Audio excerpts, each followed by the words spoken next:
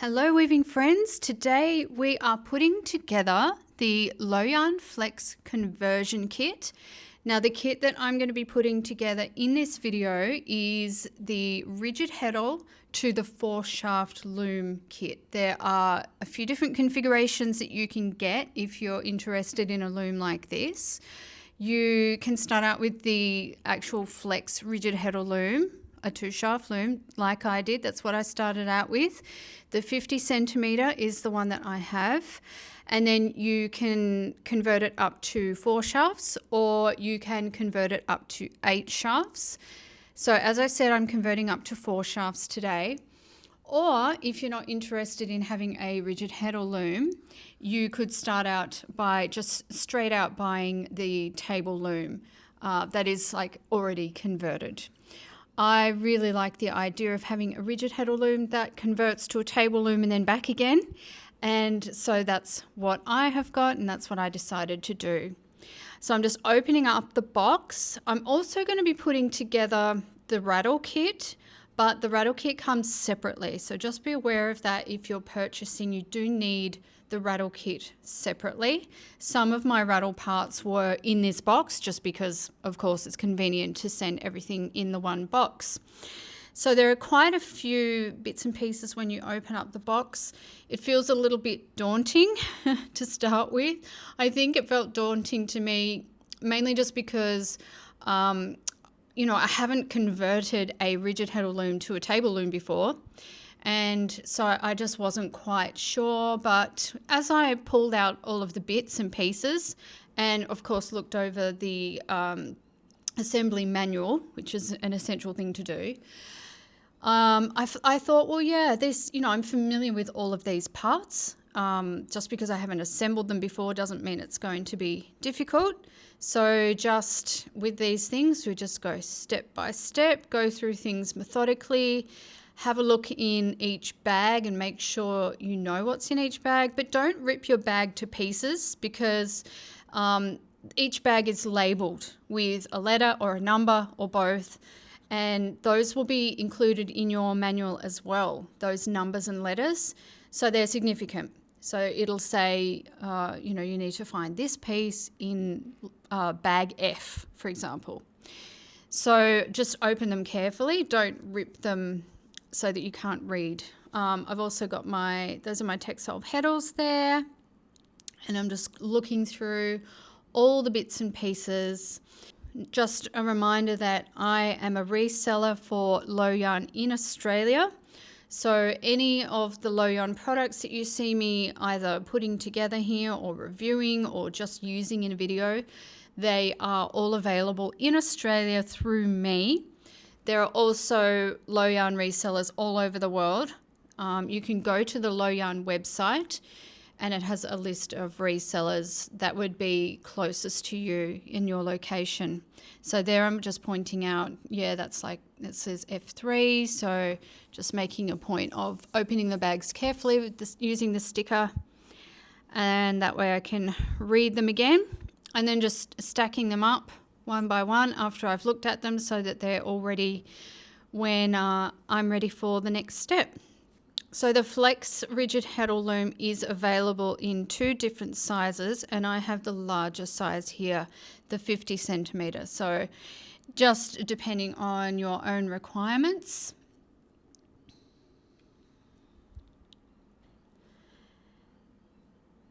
And if you do purchase a conversion kit for the table loom, whether it's the 4 shafts or the 8 shafts, it does come with everything you need except the rattle, as I mentioned already, but everything else is there for you to actually get your table loom assembled. Okay, so it also comes with a little piece of sandpaper, just like all Lojan products do.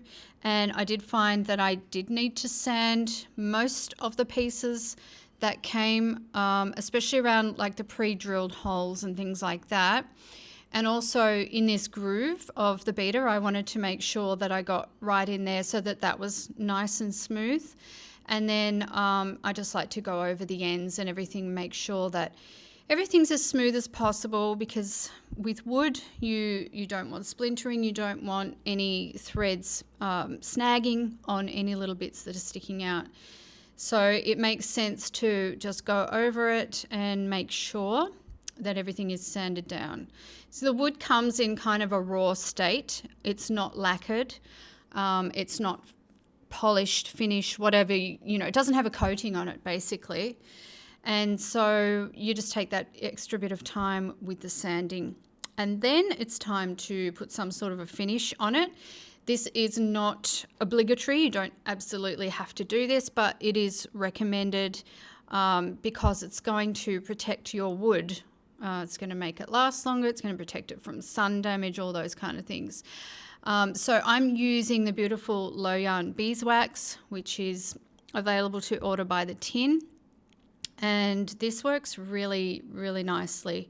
I learned my lesson from last time. I was a bit more careful about the type of cloth that I chose to apply the wax with. Last time I got a nice soft rag to put the wax on with, but little bits of the fibers of the rag kept coming off, and it ended up being so frustrating.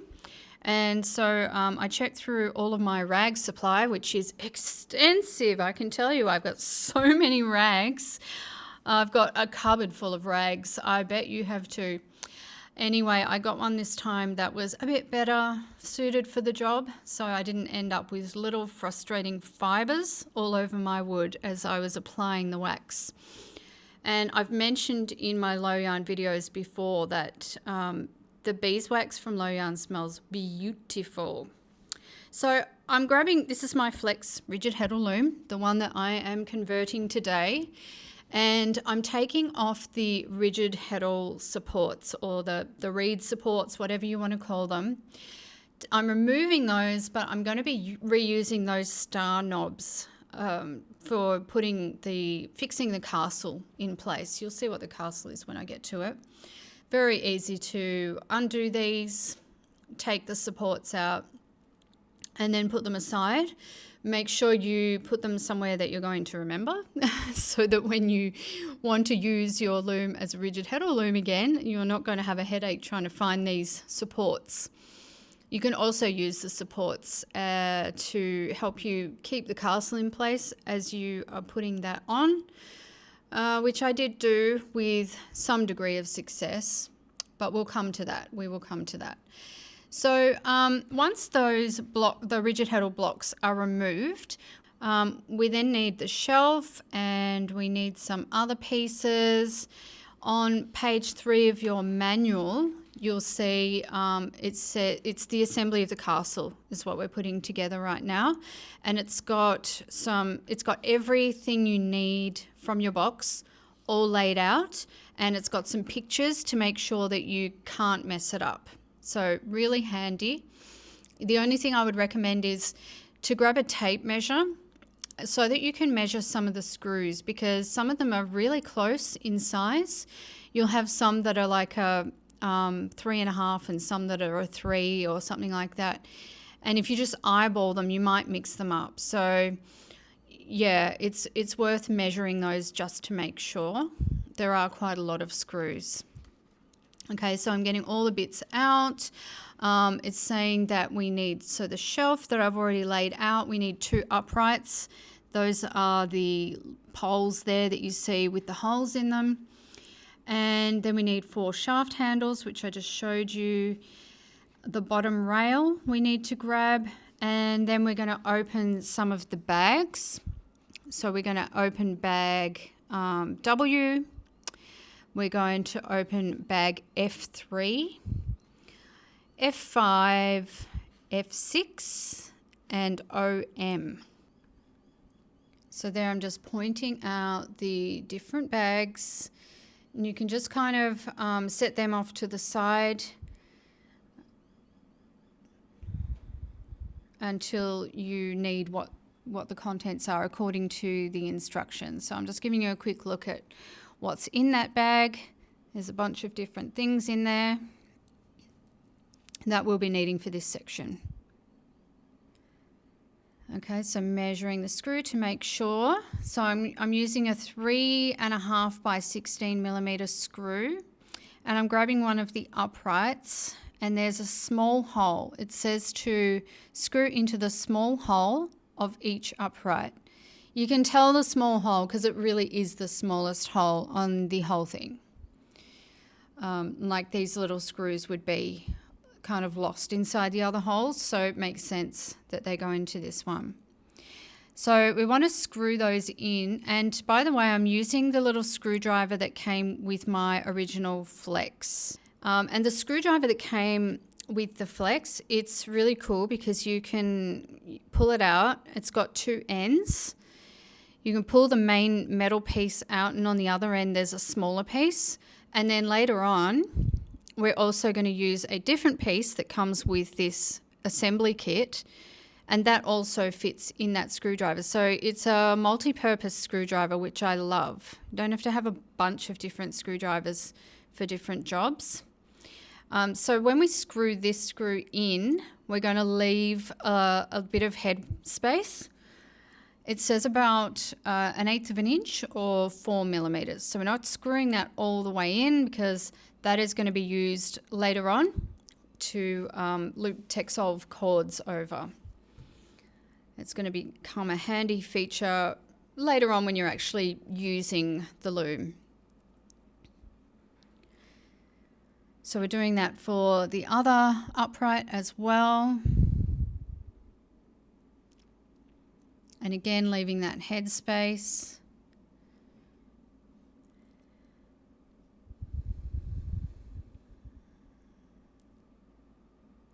So now I'm showing you some of the larger holes to show you the differences. And so for those holes, we're going to need some sleeve nuts. And it's interesting with sleeve nuts. I don't know what it is with me and sleeve nuts, but the instructions always say to tap them in on a hard surface with a mallet. And I find that just does not work for me. I don't know why. I tap away. Maybe I don't tap hard enough, but I feel scared when I have it against a hard surface that I'm going to break something, that the wood is going to split, or, you know, it just feels a bit much. So I put them on my floor where I have carpet tiles, and then I bang them in, and that works perfectly. So you can see I've banged all of those into place. Now I've got one of the 80 millimeter bolts, and there are these little plastic pieces called rollers, and you put 8 onto each.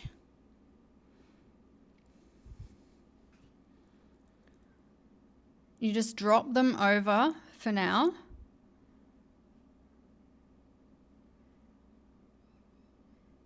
And then once you've got 8 on, you can just set it aside. It does stand on edge if you make it on a flat surface, and then you grab the next 80 millimeter bolt. These are pretty recognizable because they're probably the biggest bolt that you will use in this process. So there are 4 of these. We're going to do all 4.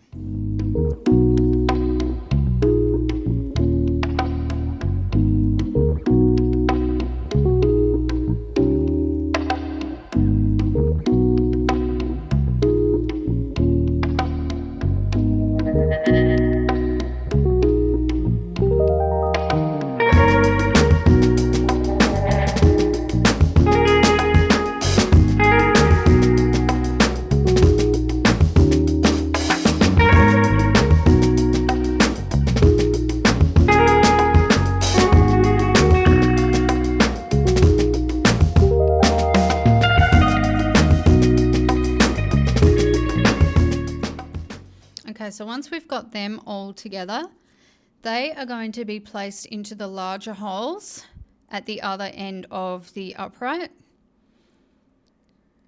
Yeah, and then we're going to use the wrench bit. It's called an M10 wrench bit. And I didn't realize this right away, but you're actually supposed to insert this into the screwdriver. Don't worry, I figure it out eventually. You know, these things happen with me. I'm going along and I'm thinking, why is this so hard to turn with my hand? Yeah, because it's not meant to be turned with your hand. That's why. So basically we're tightening those up, and I will get it into the screwdriver eventually. We will see that. And yeah, get stuck on there as well. That's, yeah, because I'm not using the screwdriver like I'm supposed to. But anyway, so the part of the bolt that doesn't have one of those rollers on it yet, it protrudes. And that's the part that goes into that larger hole. So we're doing both ends of each upright. And then you can secure that with your wrench bit. With your wrench bit, fit it into the screwdriver. Please do it the proper way. Otherwise, you're going to have a hard time. So the amount that we want to actually tighten these is you want the rollers to be able to turn. So they have enough space left to actually turn, but you don't want them jiggling back and forth. You don't want that much space, if that makes sense. So if you continue to tighten this in and you tighten it really a lot, then you'll end up with the rollers not being able to turn at all because they'll be so squeezed in by that bolt. And so you don't want it that tight.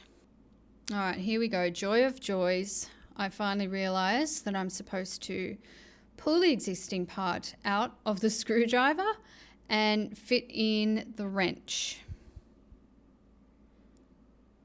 There we go. And all of a sudden life becomes so much easier.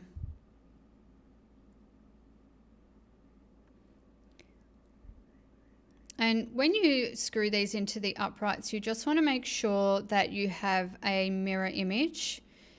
So when you lay the uprights side by side, you should have like a mirror image as far as which side you put the bolts with the rollers onto.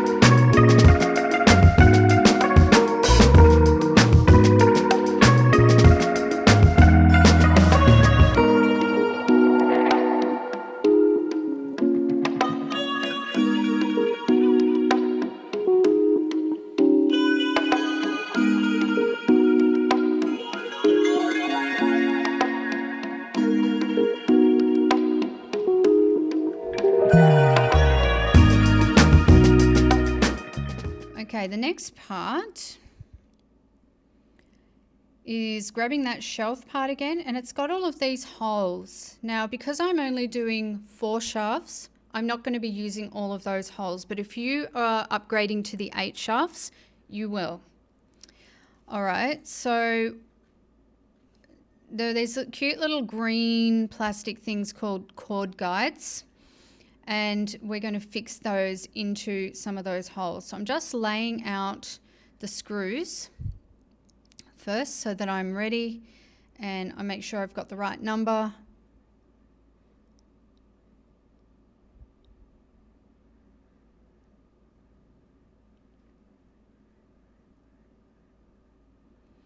And then I get all of my little cord guides ready. I need to put my screwdriver back together for this one, but I'm actually going to put the thick end in first so that I've got the smaller turning end.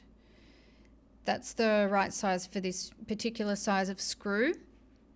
So these are 16mm screws. Now we're going to place the cord guides into place, and it's important that you put them on in the right way. So I'm going to show you that. An easy way to think of it is like the curved part is like a smiley face. So you've got the shelf facing you. When you put the cord guide on, you should have the curved part, looks like a little horseshoe, curving upwards like a smile. There you go, that's an easy way to remember it. They're not frowning, they're smiling. We're going to put the screws in each place. And so for converting to the 4 shafts, we are using the row of holes that are closest to the front and leaving the back holes. And then those back holes are always there if you decide to upgrade another 4 shafts later on, perhaps.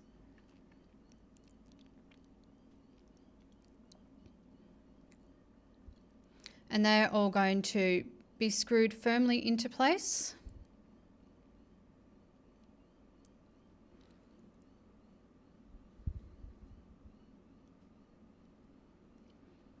So I just screwed them down, a little bit just to start with to get everything in place, make sure everything was lined up, and then tighten. I like to do that generally. Screw things in enough that things are held together, so that you can get a look at it. Does everything look right? Do a double check, and then screw them right down and tighten them up after that. That way, if you make a mistake, you don't have to do so much unscrewing. Doesn't take so long. And yeah, you've got to try and hold that little bracket into place while you're putting the screw in. So just hold it steady with your thumb and your pointer finger. It's not hard to hold it there. Just so that those little curves keep smiling in the right direction.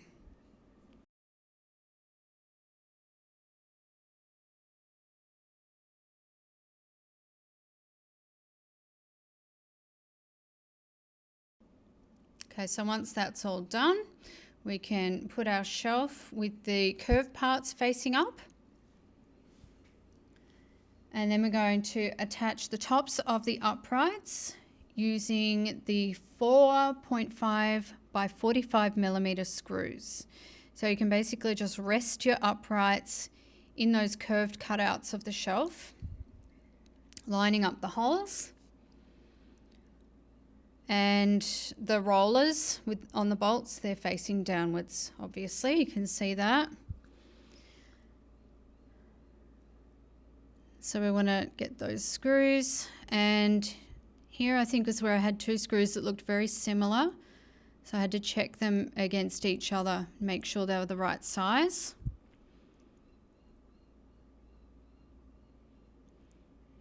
From the F3 bag, yep. And then those rollers should remain pointing downwards as you screw those in place. So again, I'm just popping the screws in first, making sure everything looks and feels right.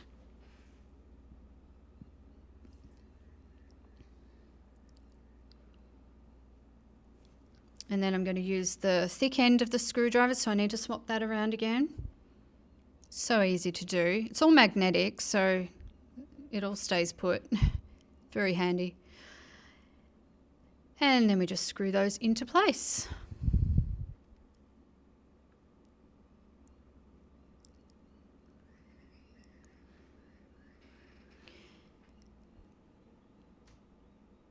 So once those are screwed in, we can bring in the bottom rail, and we're going to use the 40 millimeter screws this time.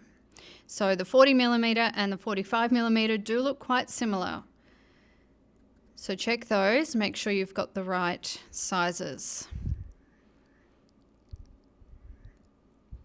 So then we're just going to attach that bottom rail. So there I am checking against my tape measure. Always have a tape measure hanging around my neck. Just makes life easier.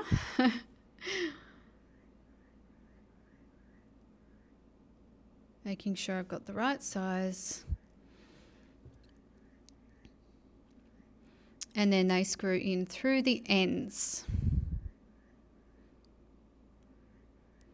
Sometimes it's a little bit tricky to line these up because when it's in the end, going through another piece of wood, it's a bit hard to see. On this end it's okay because I can lift it up and check that I'm close to the hole. But once that's screwed in, you get to the other end, you can't really lift it up. So sometimes it's a little bit of just jiggling around to find the hole in the end of the piece. Always get there in the end though.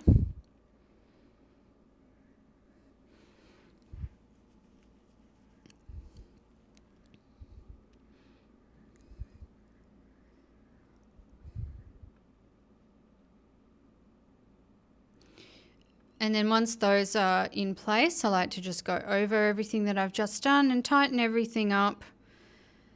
Like I said, once I know it's correct, then I've got the confidence to tighten it all up.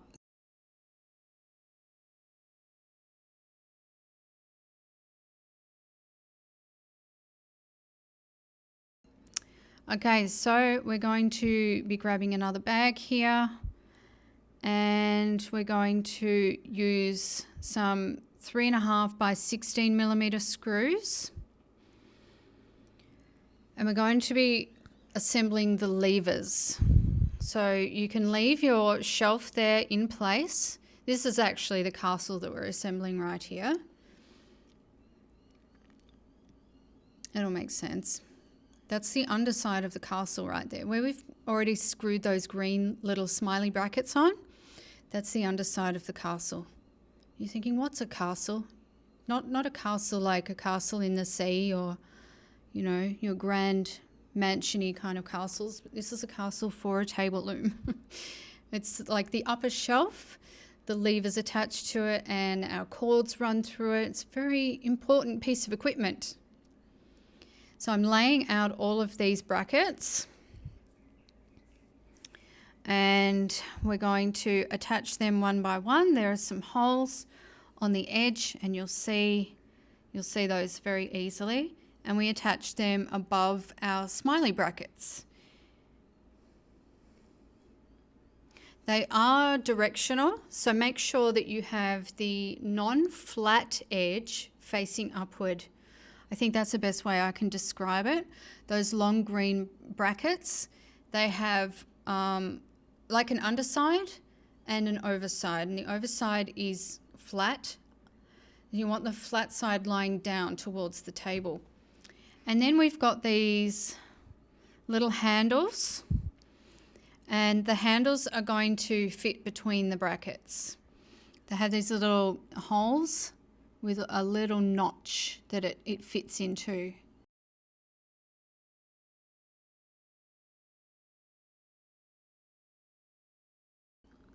So one handle fits between two green brackets. So you just need to kind of hold that all together while you put the next screw in. So this is the next 16 millimeter screw. Once you've got those brackets in and tightened up, then the handles will stay put. Isn't that nifty? Here's a closer look. So here's my next handle. It fits into a little protruding part of plastic. And there you can see it on the next bracket as well. Pop that into place. Ready for the next screw. And the handles just kind of hang out there while you do that.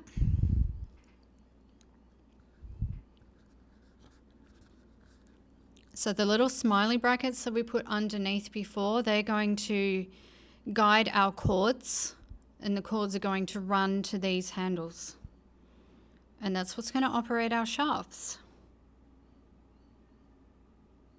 Okay, next bracket in.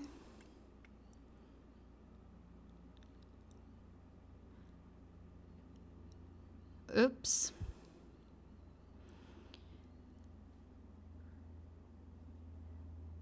Never mind, we'll get it back together. I let go of it for a moment. You see what I mean about the underside of the long green brackets now? That they have pieces and ridges, whereas the other side of it is completely flat.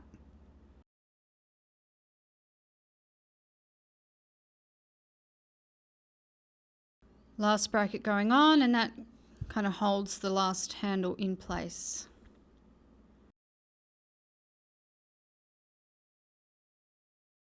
And that's how they look when they're all put together.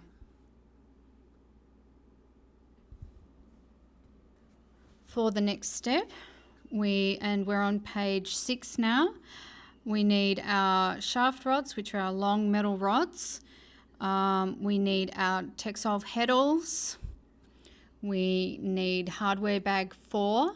These are the rods here. So depending on how many shafts you are doing, you'll have 8 or 16 rods. That's the top and the bottom of your shaft. So I've got 8 rods for 4 shafts.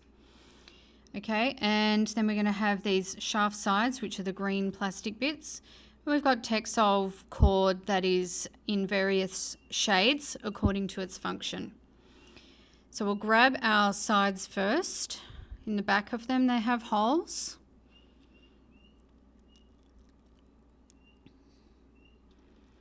So we've got a nut, it's called an M4 nut in the manual, and there's a little place in the top of that bracket for it to slide in.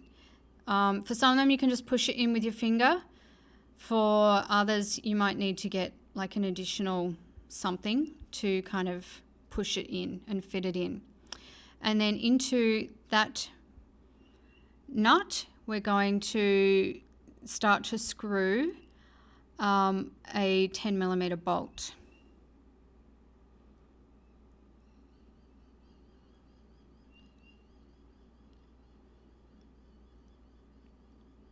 So we're going to turn the bolt until it just shows through the nut on the inside, and you can look at the back of your bracket and see your progress, like how far the bolt has gone through. So you want the bottom end of that just showing beneath the nut that you have inserted to the inside.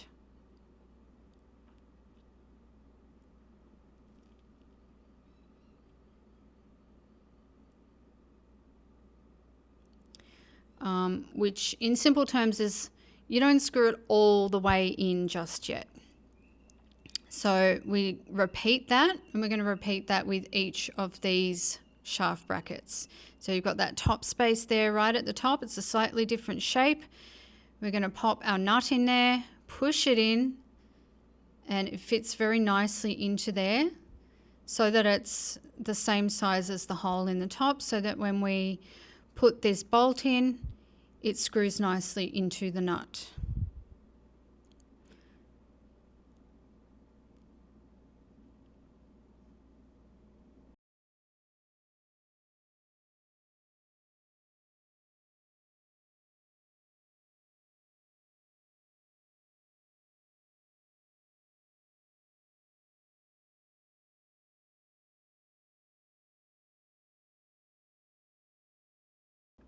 Once you have all of those done, so they're all going to be done at the top but not the bottom. Then we take our green cord. It's actually an elastic cord. I think I said before it was a textile cord. It's an elastic cord. And you just undo the knot.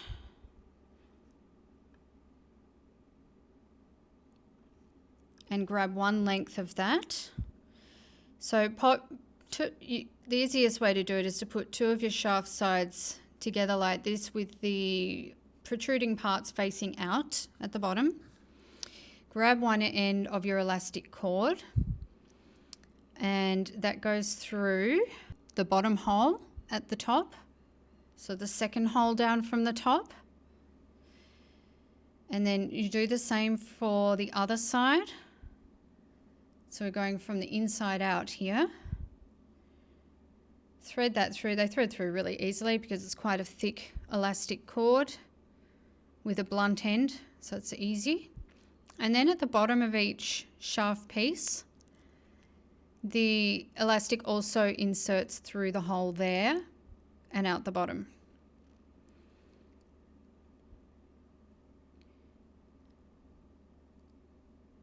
So the elastic kind of runs down the side of the shaft piece.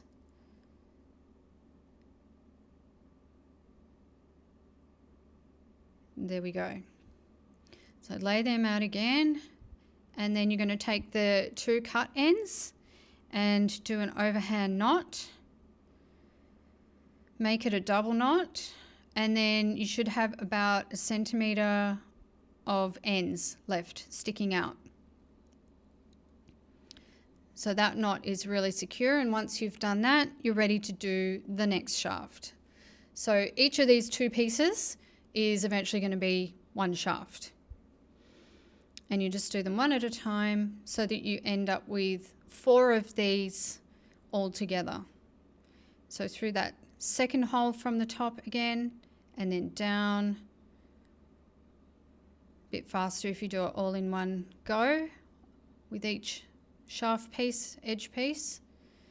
Then down the bottom,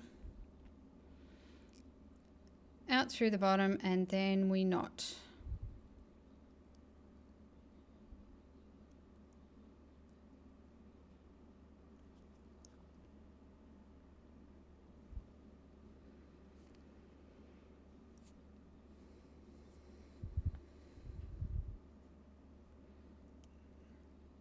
Same again for the next one, and we just keep going, repeating.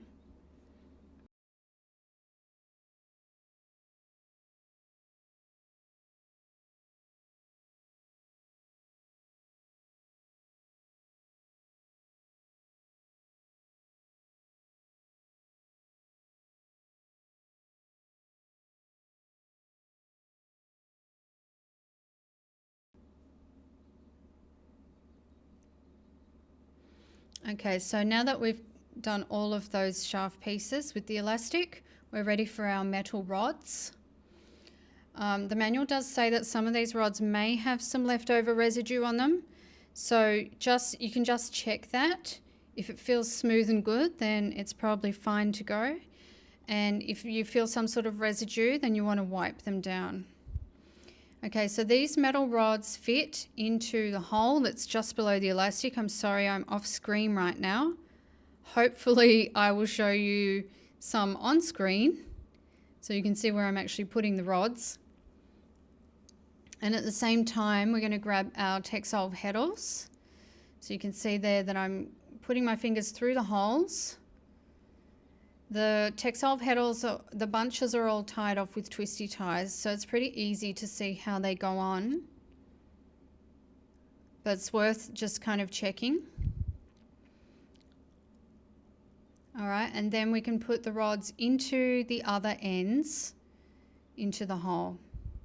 Now, if there's one thing I want to tell you about this part of the process, it is make sure that your rods are right in to the hole brackets, because what happened with me was I put my shafts on already assembled and I thought everything was fine, and then I connected my shafts up with the cords and everything, did everything, and then there were 2 of my shafts that when I operated the handles, they would not move. They would not move one bit.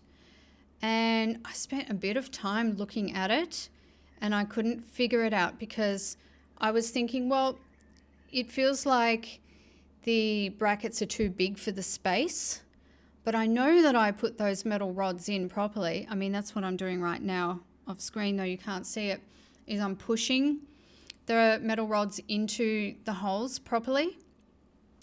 And I really thought that I had done that properly. Anyway, I couldn't figure it out why it was happening, and eventually I went and got my husband.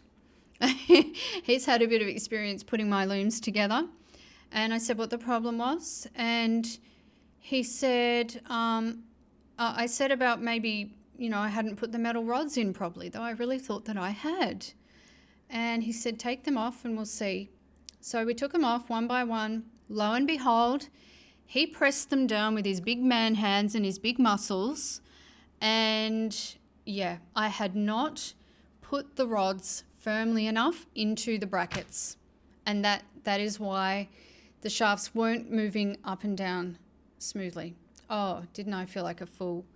Anyway, so I was happy that I knew what the problem was anyhow.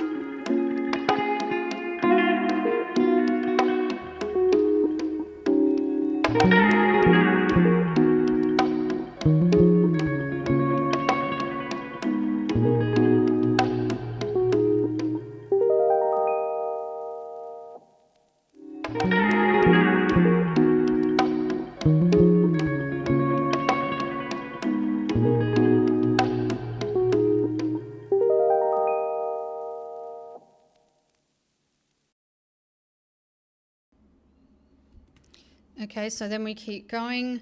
Take the twisty ties off. Once your heddles are securely on the rods and the shaft brackets are in place, you don't have to worry about your heddles falling off. So there's twisty ties at the front and at the back. You can spread them all out and then they'll all be a little bit happier. Everything goes sits a bit more smooth and flat once you've got those heddles spread out. And then we just keep going and we do the same for each shaft that we want to do. So once you have your shafts put together, you can then cut all of the loops at the very top of your TechSolve heddles. Hold your green elastic out of the way while you're doing this. Seriously, I do need to say that because I almost snipped my elastic at one point. Then I was like, okay, I'm going to fully hold it out of the way. You don't want to snip your elastic. You just don't. There's no spare, so you don't want to do that. So cutting all of these loops apart at the top, that allows your heddles to really move freely across the shaft. So when you come to, your threading, you want to be able to do that. Separate your heddles into different parts. Make sure that they all move freely across the shaft so that you can organize what you need to do for the threading. These are really easy to cut. Just make sure that you're slipping your scissors through the loop and not through the actual main part of the heddle itself, and then you'll have no problems. So we do that at the top first, and then we can flip it over and do the bottom.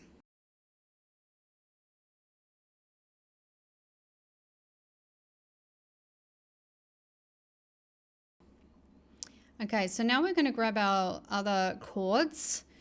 There are 2 beige cords and 2 green cords. And you can use, you can either use your 2 green cords for shafts 1 and 2, or you can use your beige cords for shafts 1 and 2. Doesn't really matter, but the first 2 shafts I did with the beige cord, the next 2 I did with the green, so it doesn't really matter. So you thread your cord through that, there's a hole that's right next to the bolt that we screwed in. Remember how we didn't screw the bolt right in?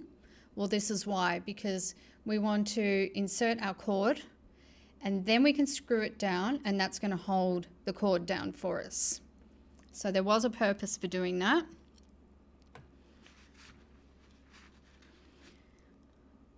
And even at this point, you don't really want to screw your bolt down as tight as it goes, or really tight, because you probably, like me, will find that you need to do some adjustments afterwards. So as long as it holds your cord in place for now, you're good to go. You don't need to screw it down really, really tight.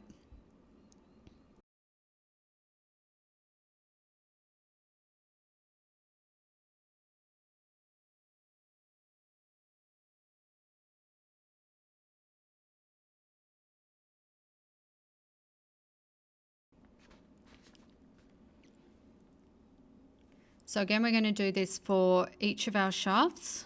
And like I said, don't worry about the colors.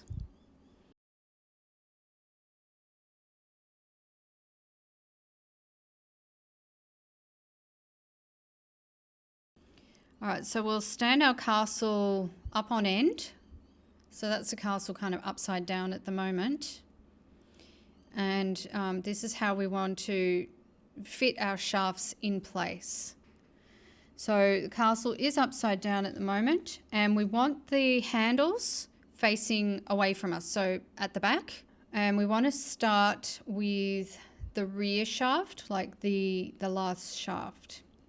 So we're going to hang the shaft upside down with the cord pointing downwards onto the bottom rollers, which you can see at the top because we've got the whole thing upside down, right?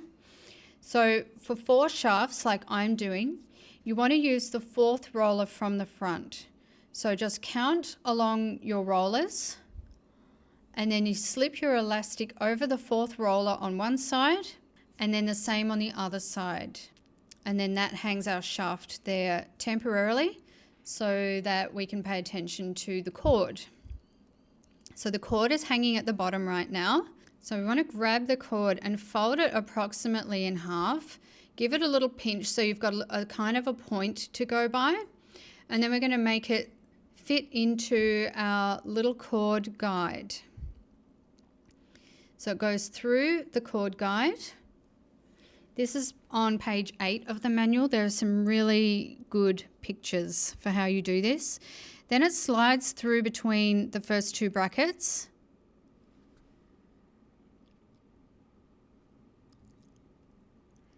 And then through the hole in the handle and then over the handle. We'll get a better look at this afterwards. Then you want to lay the whole thing down. And when you lay it down, see how close or far away the top of the green brackets are to the rollers? You want to have them a little bit closer. So this is called adjusting the shafts and it's on page 9. And you want to have about 3 to 5 millimeters of space between the end of that shaft and the roller. And this can take a little bit of adjusting, but that's okay. You can, get your shafts into place first and then do a little bit of adjusting at this point. And then when you've got your castle upright, you can see properly what you've got. And once you've got your first shaft in, you want to try and adjust the other shafts so that they are, the same height, basically. So then we'll put shaft 2 on. And obviously this is going to go on the next roller. So we put it on in the same way with the elastic, but it has its own roller.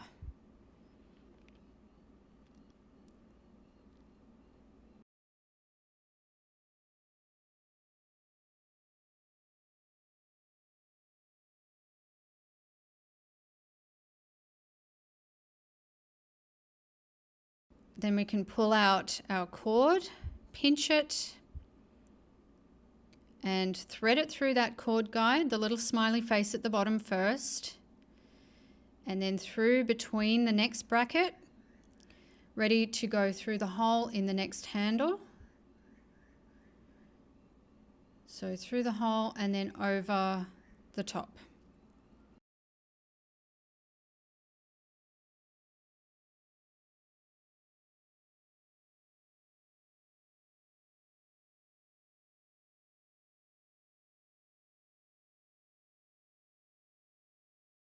And then that cord that is loose at the bottom now, that also goes on a roller at the bottom, which is actually our top. That's kind of confusing, isn't it? But we've still sort of got the castle upside down. So yeah, you want to place it over the corresponding roller. So the first shaft we put on at the top, we did over the 4th roller. So the next one will be the next roller along at the top and at the bottom. Both rollers should correspond.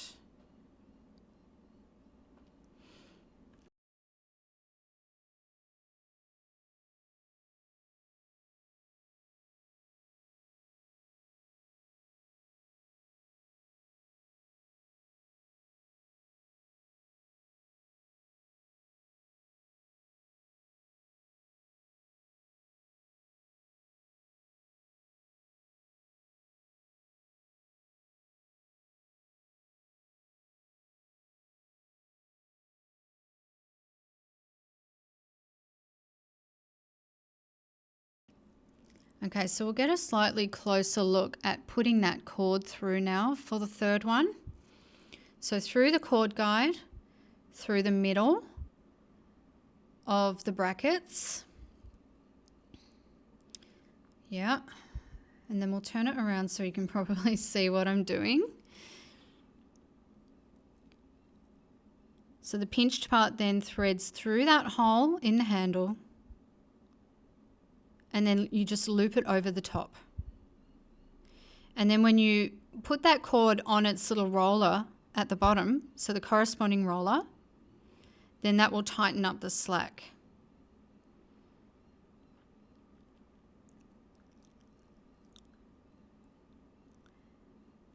So there we go, threading it on the next roller. And then the slack will be tightened up even more when you adjust the shaft.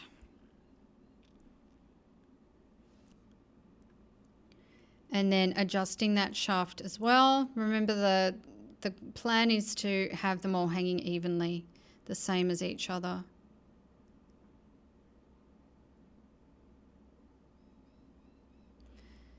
So I'm just having a look here to do some further adjusting of the shafts.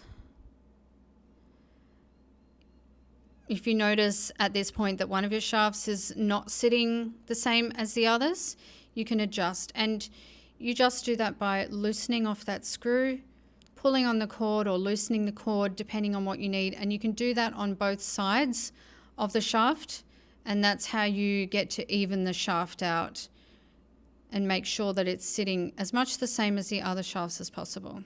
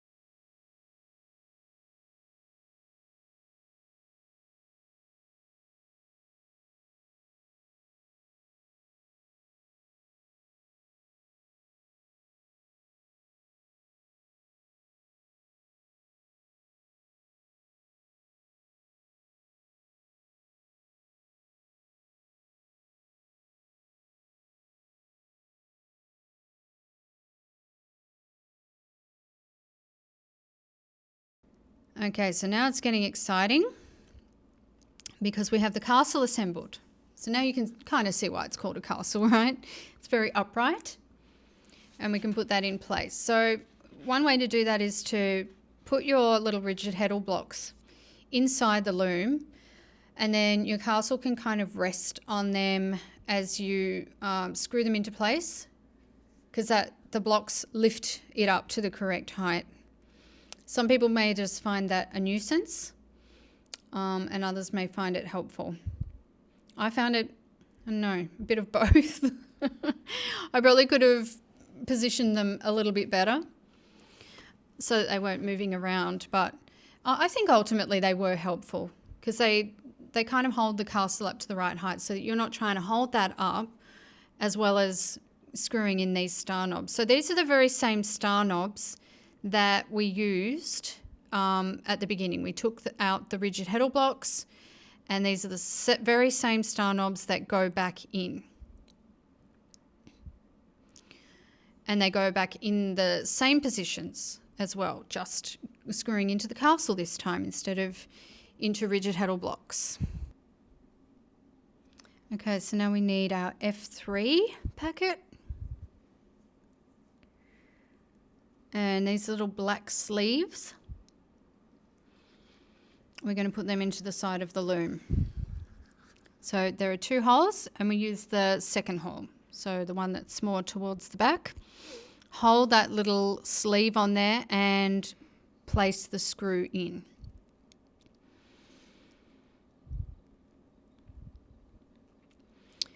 So this is a 25mm screw. And this is a beater support. That's what we're actually putting in at the moment. So once we fit our beater in place, these are going to hold the beater and stop it from traveling too far back or crashing against the loom or anything wild like that.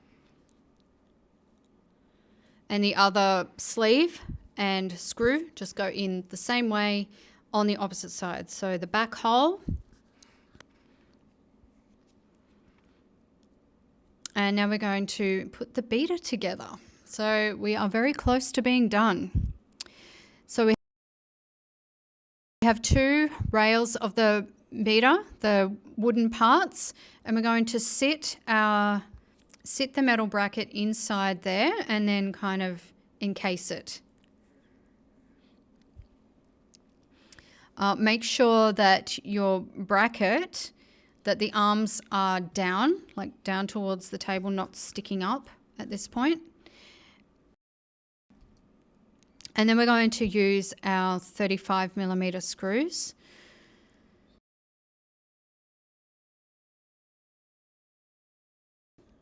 And these two wooden parts we're screwing together, they're actually going to hold the reed as well. So don't screw the screws all the way down, because you want to leave enough room for the reed to be able to slide in there. We'll see that in just a sec.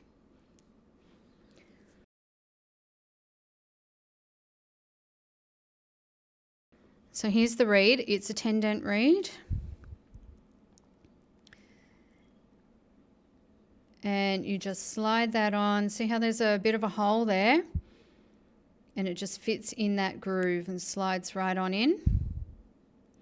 And then you just want to position it in the middle as best you can.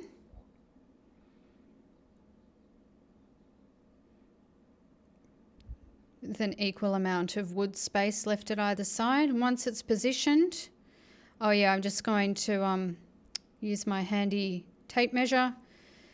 Make sure I've got a similar amount of space on either side,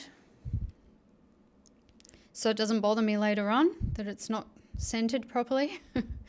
And then we can screw that down tight. Once those are screwed down tight, then that's going to hold the reed in place. Make them nice and tight. And then it holds the metal bracket as well.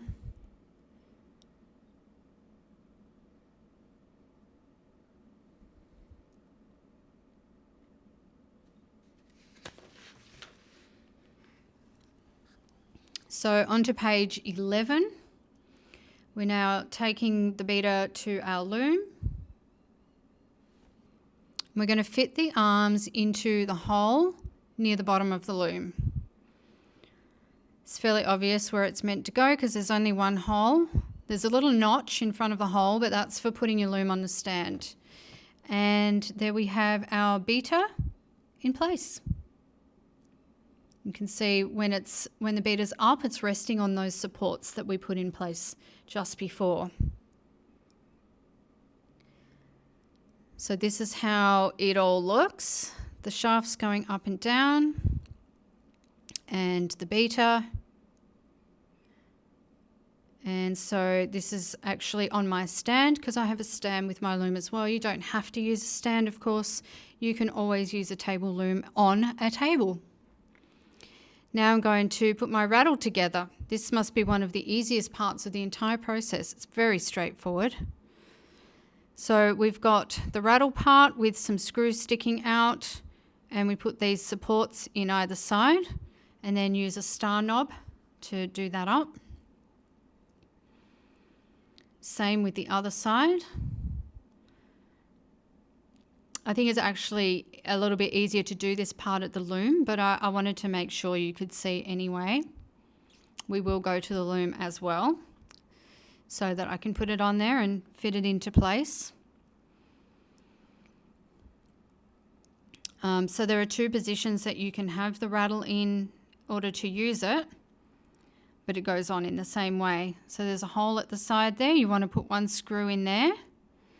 And then there's the same on the other side, though you might need to unscrew it a little bit to make it fit, which I did here. Then mine came out the other side, and then I dropped my star knob. So we just pop that back on, make sure the screw's in place through the hole.